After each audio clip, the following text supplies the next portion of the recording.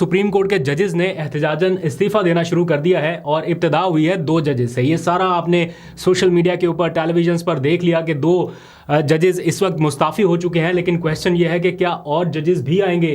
क्या supreme court के दीगर जजेस भी फॉलो करने वाले हैं? एक लंबी लाइन लग जाएगी।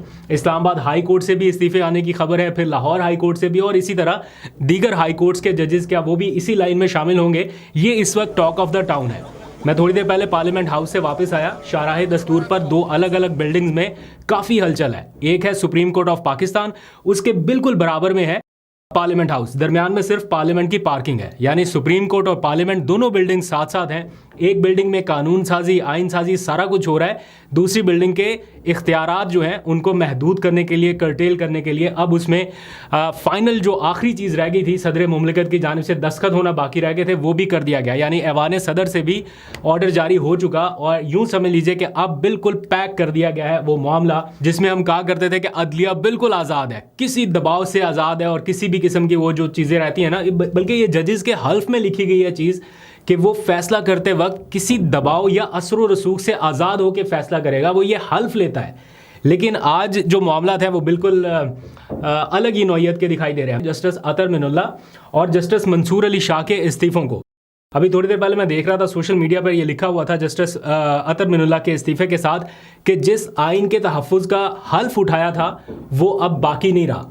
ये कहते हुए उन्होंने इस्तीफ़ा दिया है। जस्टिस मंसूर अली शाह के रेजिग्नेशन में भी बहुत सारी चीज़ें आपके जानने के लिए आपको पढ़नी चाहिए। वो चीज़ें हो सकता है सरसरी सी आपने सोशल मीडिया पर देखी हो, लेकिन उसकी की लाइंस मैं यहाँ पे रखूँगा।